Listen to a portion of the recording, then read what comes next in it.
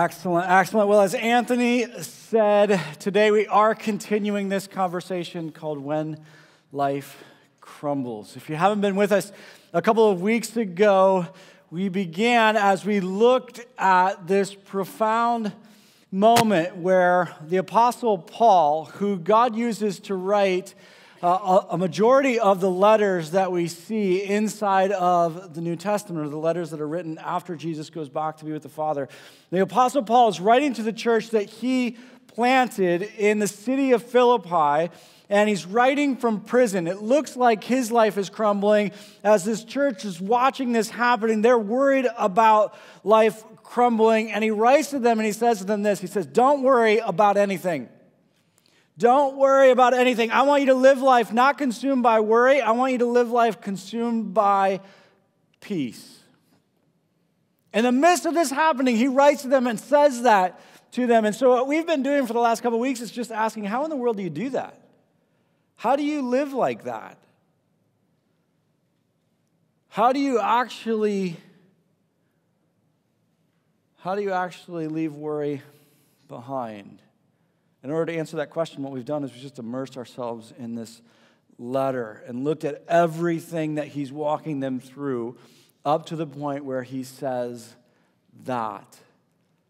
And what we found is that he's building this foundation. So he starts off in the letter and he says, listen, I want for you to know the joy of your faith. And so you have to keep on growing. Well, how do you keep on growing? You have to know what's most important. In other words, you have to define the win. I want you to know the joy of your faith, so you have to define the win. And he's walking them through what's most important in his life, what he says should be most important in their lives, what's most important in life. And as he's done that, as he's walked them through that, he's talked to them about three different things. The first thing is the idea of sharing him. This idea of sharing him. He says, I want you to know what's most important. And what's most important is sharing him. You guys think that these circumstances are bad and you're worried about them. He says, but I want you to know that through these circumstances, the message of Jesus is going to more and more and more and more people. This is what's most important. And as we've walked through this, we've talked about how we can do this in our own lives. And I want to let you know about a couple of other opportunities, because as we walk in today, we've done something that I don't think we've ever done before. On your app, under this Sunday, there are electronic invites. So we've never done this before, but there are images that you can share on Instagram and Facebook and all these different places. You guys know how to do that. I have no idea what I'm talking about right now, but it's a great way, another great way for us to be able to invite people into this conversation of what God is doing, and a great way for us to begin to share the story of what he's done for us. Also, another opportunity I want to make sure that we don't miss is in how it pertains to the Easter egg hunt. And what I mean by that is this. As we talk about the Easter egg hunt, typically we talk about inviting people to the event. But when we first started doing events like the Easter egg hunt and one day and these type of things, we didn't just do them for how the event was going to impact the community. We did these events so that we could invite our neighbors and our coworkers to come be part of the events with us, to serve with us, so that they could experience the reality that, listen, you're created for more than just going to work every day. And you're created to impact and to love the people around you because you were created in the image of God. And one of the really powerful ways that we shared him with the people around us isn't just that we invited them to the event, but we invited them to serve with us at the event. As a matter of fact, certain people inside of our church have actually brought this into their workplace. And so we have major companies that have volunteer days set aside for these events because we want to invite them into a life of significance. We want them to experience the love of God, not just by receiving it, but also by giving that away to other people. And so I want to encourage you when we talk about this is most important.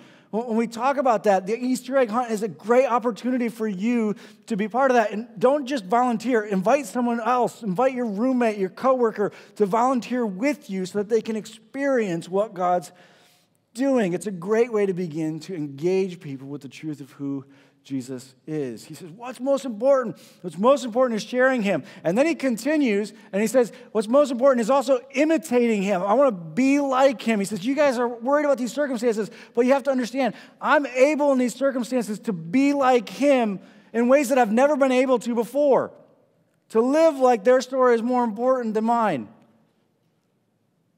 And I want to become like him. Now, as we're walking through this, for some of you say, well, how do I do that? What does that look like? I just want to let you know, in January, we actually spent an entire month focusing on this. It's a conversation called vision.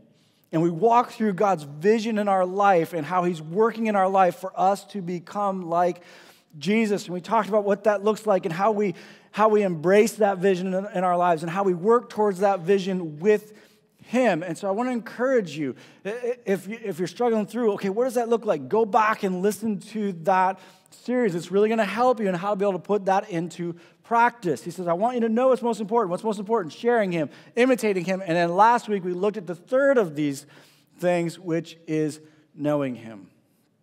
I want to know him. I don't want to just know a little bit of him. I want to know all of him. I want to know him. I want to walk with him. He looked at how he says, I want to experience that resurrection from the dead. And he's talking about spiritually. He's talking about, listen, I used to be isolated. I want to know him fully. I want to walk with him on this journey. I want to be close to him. When we talk about rhythms and the time that we spend with God in our day, in our Bible reading plan, all of these things are about, okay, I want to know him better. He's come to them and said, I want you to know the joy of your faith. So you have to keep growing. You have to know what's most important. This is most important. This is what really matters. This is where that joy is found. That joy of your faith, this is where that joy is found.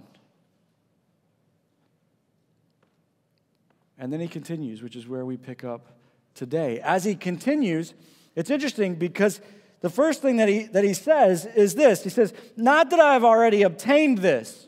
He walks them through. He says, this is where your joy is found. These three things. This is what's most important. And then he says, not that I've already obtained this or have already been made perfect, but I press on to take hold of that for which Christ Jesus took hold of me. Now I have to address something because we use New Living Translation primarily here at Hoboken Grace. And I have to be honest with you, they do not do a great job with this letter. This is the second time I'm having to point out something where they just blew it. Because again, with this passage, they just blow it. So if you look at the New Living Translation, it says it this way. It says, I don't mean to say that I've already achieved these things or that I've already reached perfection, but I press on to possess that perfection for which Christ Jesus first possessed me. And so they make it all about perfection. And he's saying, I'm trying to achieve perfection. That's not actually what he says. That word is not there. Again, they read it in implied from earlier. I don't know. It's not there. He's talking about so much more than that.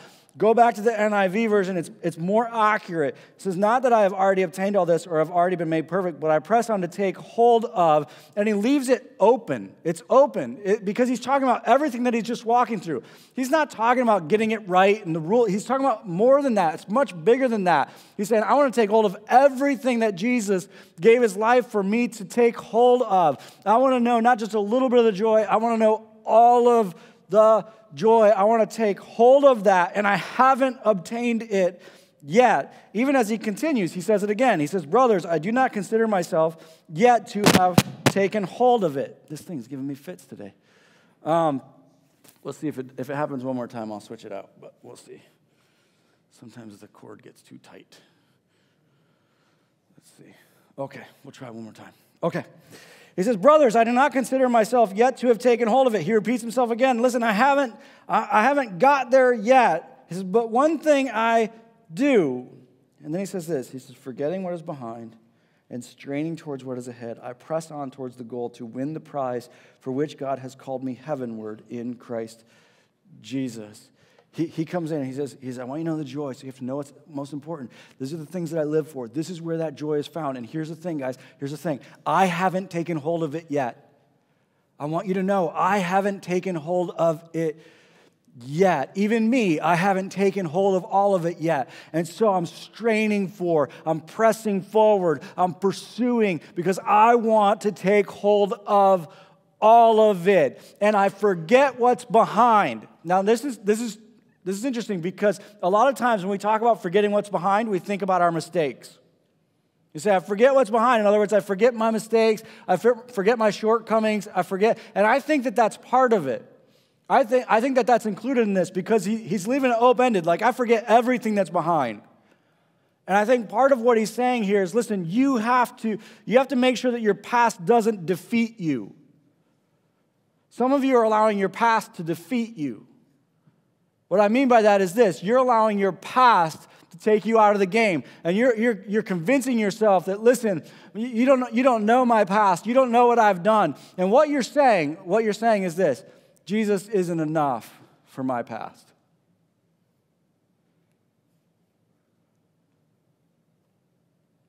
No, you don't know the mistakes that I've made. There's no way that whenever we begin to play that game of like, well, but you don't know, what we're saying is this. Jesus isn't enough.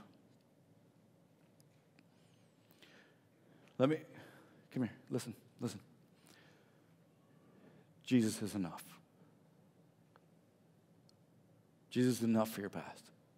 I don't care who you are, where you've been, or what you've done. Your past is not greater than what Jesus did for you on that cross.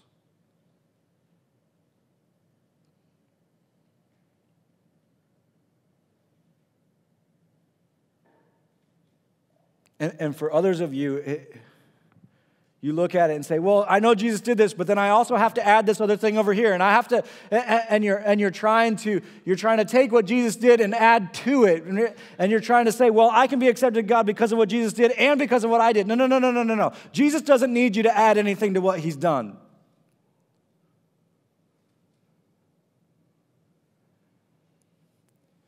You can be reconnected with God. And Jesus is enough to make that happen.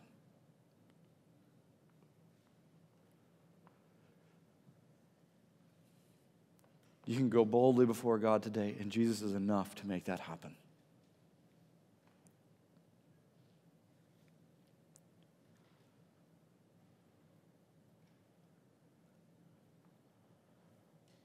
And some of you today need to accept that Jesus is enough for you, for your past. Not Jesus plus, no, just Jesus is enough for you to be reconciled with the Father so that you can be reunited with him, so that you can know his love and his grace and his forgiveness. Jesus is enough for you.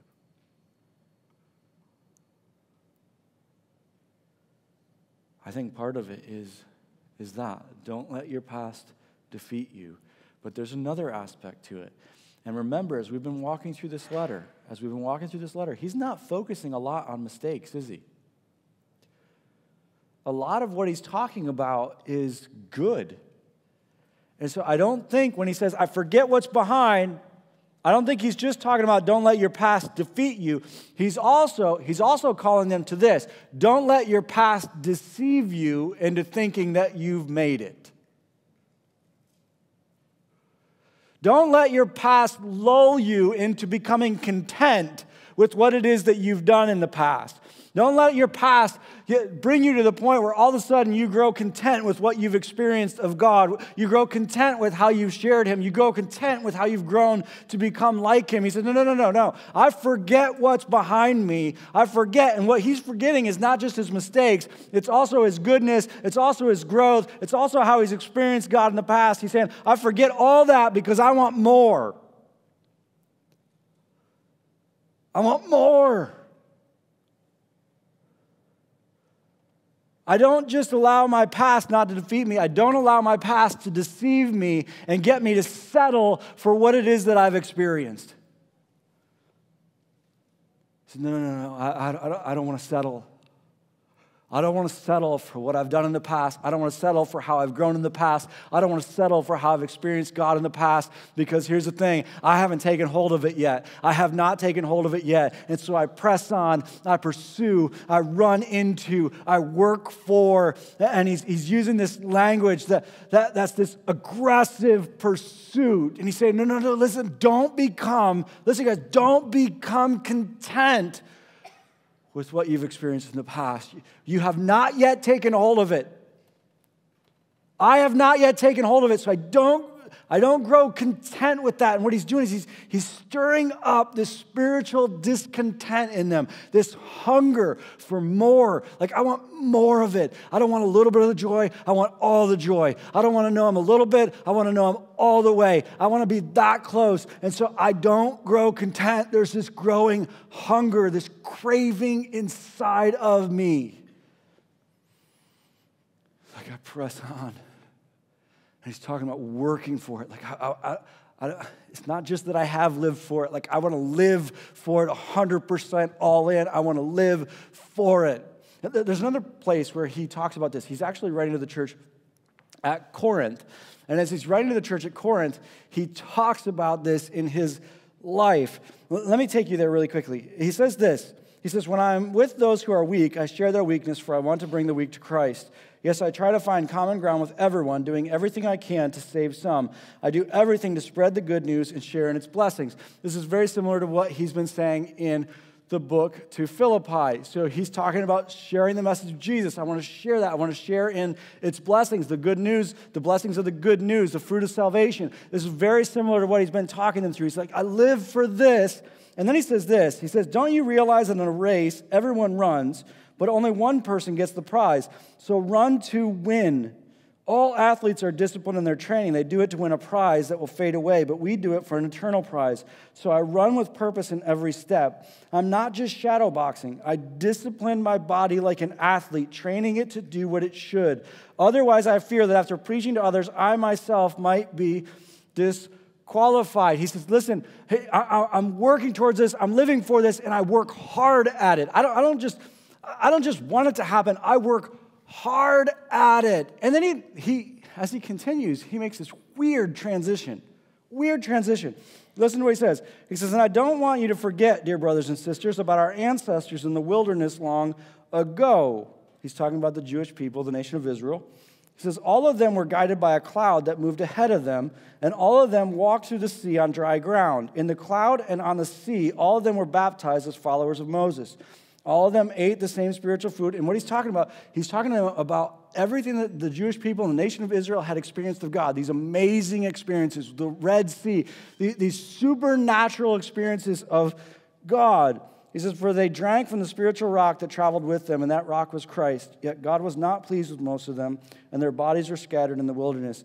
These things happened as a warning to us, so that we would not crave evil things as they did. What a weird transition. He's like, I live for this. I live for people to share the message of Jesus and to know the blessings of the good news, the message of Jesus. I live for this, and I work hard at this. And then he transitions into this story about the nation of Israel.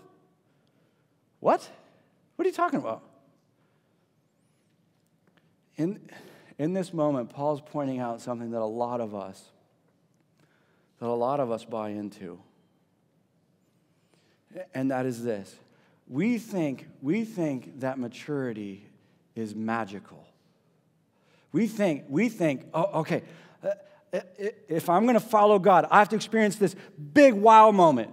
And if I could just experience this big wow moment, if I could just experience this magical thing, if I could just experience this miracle, if I could just experience this grand thing, if I could just, sometimes it works this way, if I could just find that magical Bible verse, that magical little piece of truth, well, then I would follow God that way.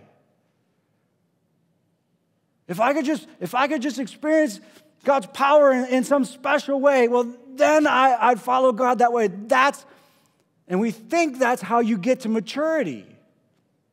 I frequently talk about this as a spiritual diet pill mentality. The spiritual diet pill. We live in a culture that's obsessed with diet pills. I don't want to go to the gym. I want the effects of the gym. I don't want to go to the gym. give me a pill. And I want to be able to take that pill and then just magically one day wake up and I'm healthy. And Paul, as he's talking to the Corinthians, he says, you guys think, well, I'll just experience this magical thing and it's going to produce this. He said, but the reality is the nation of Israel experienced these amazing things. And they still didn't know God. They still didn't know him.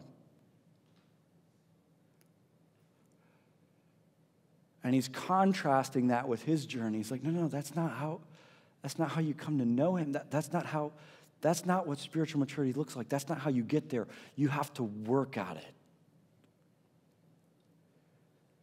You have to work at it. Like, you got to pursue it. You got to lean into it. You got to run hard after it. You have to work at it. You don't just magically one day settle into maturity. Like, no, you have to work at it.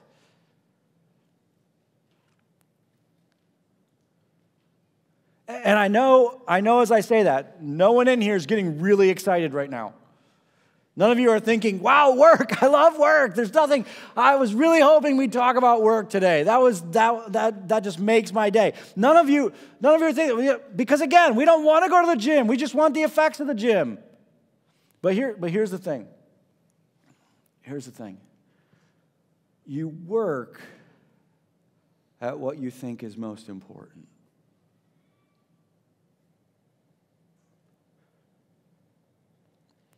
And we work at what we believe will bring the best into our lives. Some of you think that physical fitness will bring joy into your life, whether that's because you value physical fitness or because you value the opposite sex, one or the other. And so you work really hard at it, because you believe it's going to bring what's best into your life. If you remember a couple of weeks ago, we talked about, you define the win. Your joy is tied to the win. Whatever you think that win is, that your joy is tied to, that's what you work for. That's what you work at.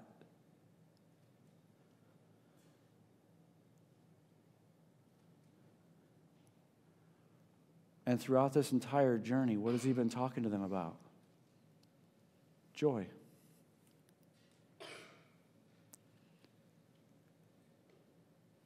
He said, no, this is where joy is found.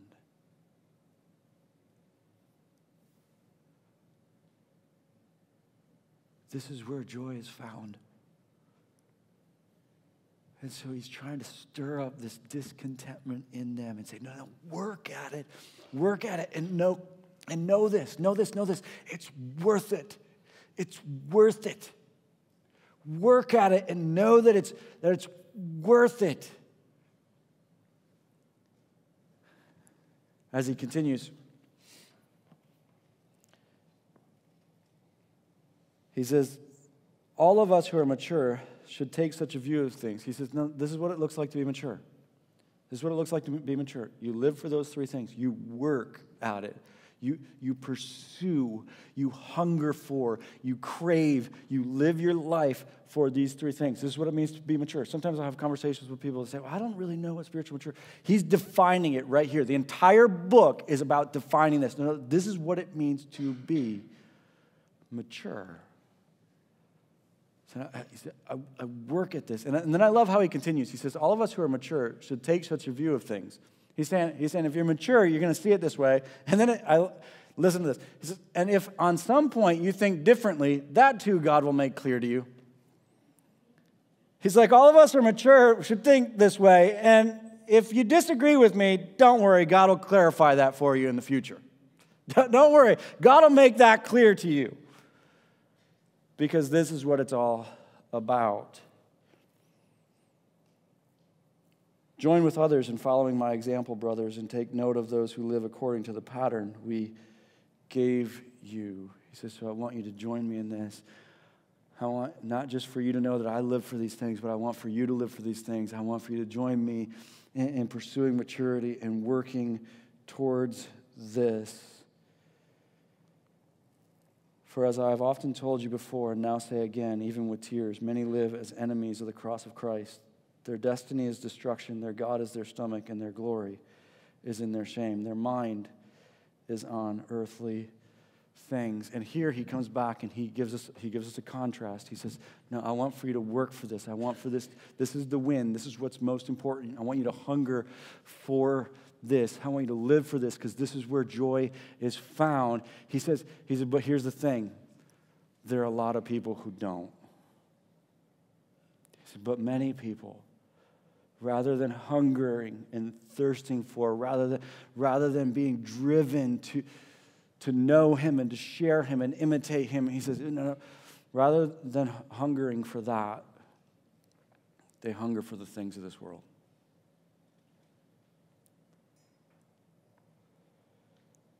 Rather than craving what's most important, they crave the things of this world.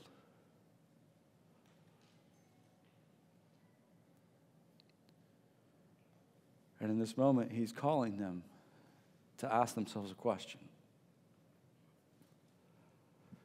What is it that you hunger for? What is it that you crave? What is it that you're working for? He says, I want you to step into maturity. I want for you to know what it means to live for these things, to have an unquenchable hunger for him. He said, but many people, unfortunately, are just living for the things of this earth.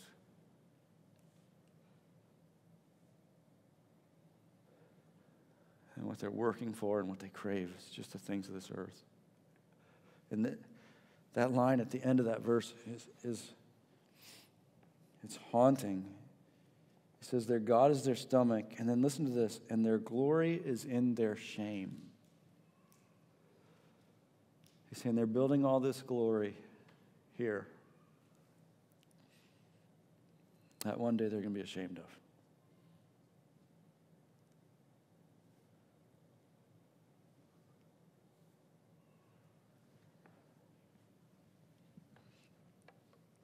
As we walk through this, and as we come to this point in the book, in this letter, we have to ask ourselves this question: what is it that we hunger for?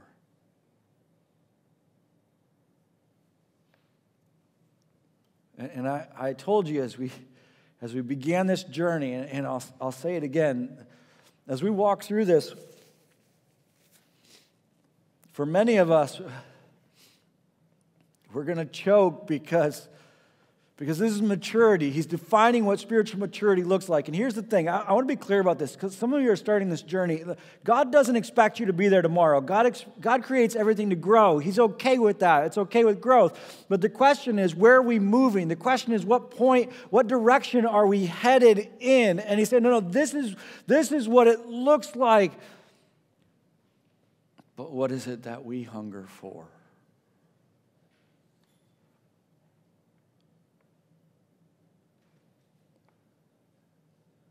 And I think for all of us, when we come to this, it challenges us. And for most of us, if we're honest about our life, if we're honest about what we live for, we're a long ways from what he's talking about.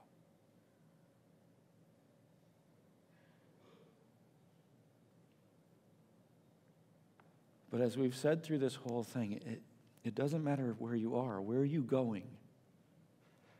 And here's the thing. Here's the thing with appetites that oftentimes we misunderstand. Because for some of us, we think, well, I just have the appetites that I have. That's not true. You actually are in control of your appetites. And another misconception that we have about appetites is that, well, if I have this appetite, I'll just feed it, it'll go away. That's not actually the way that appetites work. Appetites work where the more you feed them, the stronger that they get. Some of you learned that about food the hard way. Right? And you thought, well, I'll just keep feeding it, it'll go away. No, it won't. It just gets bigger and bigger and bigger. The more that you feed it, the bigger it gets. And that's the same with all the appetites in your life, which is why when Paul writes to the Romans, he talks to them about what they feed, the appetites that they feed in their life. He says, listen, you can feed the spirit or you can feed the flesh. He's talking about these two different appetites in your life. You can feed that appetite for the things of this world, or you can feed your appetite for him.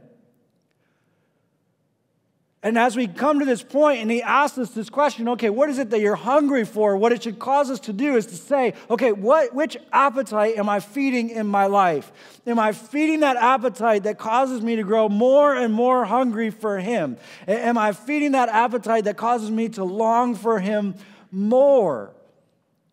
Again, when we come together here in this space, what we're doing is we're feeding our appetite for him as we listen to him, as we experience him through the people around us. When we come together inside of group, we're feeding that appetite for him. In our daily time with him, we're feeding that appetite for him. What appetite are you feeding? What is it that you're working for?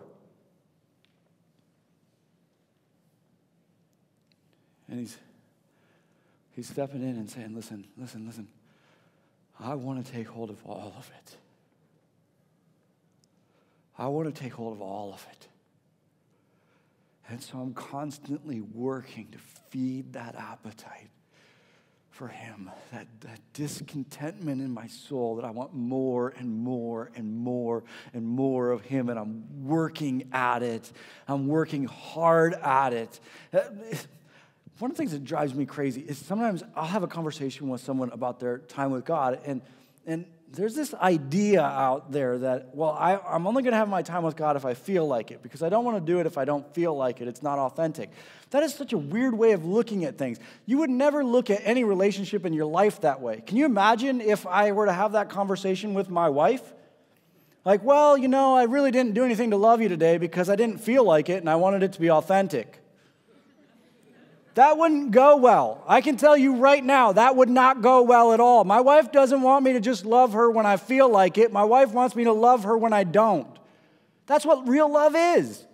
This idea that I'm only going to love God when I feel like it is just a poor idea of love at its core. And he's saying, no, I work at it. And it doesn't matter how I feel. I work to feed my appetite for him. I work to know him better. I work to share that message with the people around me. I work to become more like him.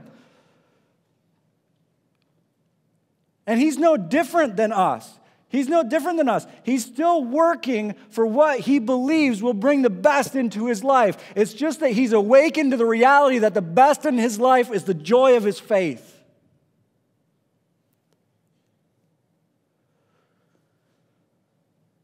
He's doing what every one of us does, which is to work at what we believe will bring joy. He's not trying to change that in them at all. He's just writing to them and saying, your joy, where you're trying to find joy, is the wrong place. And if you're trying to find it in the things of this world, you are going to be left wanting.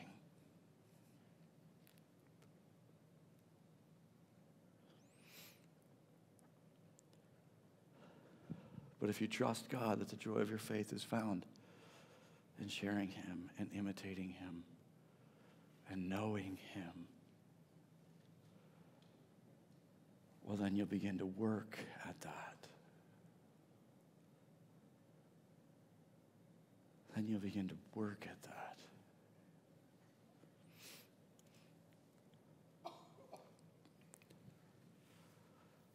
What is it that you hunger for?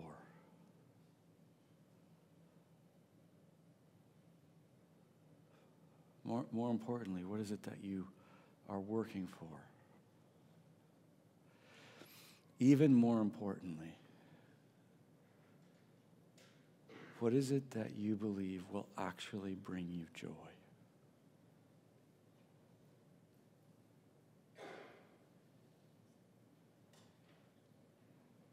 Do you trust him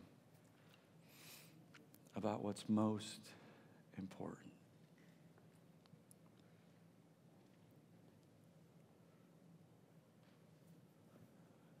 May we trust him about the joy of our faith. May we work at it.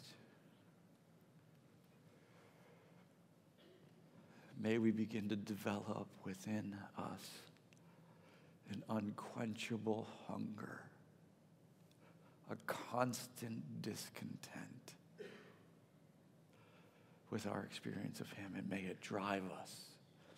May it drive us to share him more, imitate him more, and know him more. Will you pray with me? Father,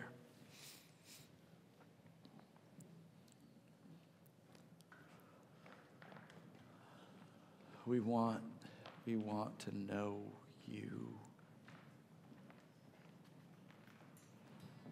We want to live our lives believing, not just intellectually, but believing with the way in which we live, believing that this is where our joy is found, that this is what we were created for, that this is where life is found. For that to reorder, to completely change what it is that we believe is most important.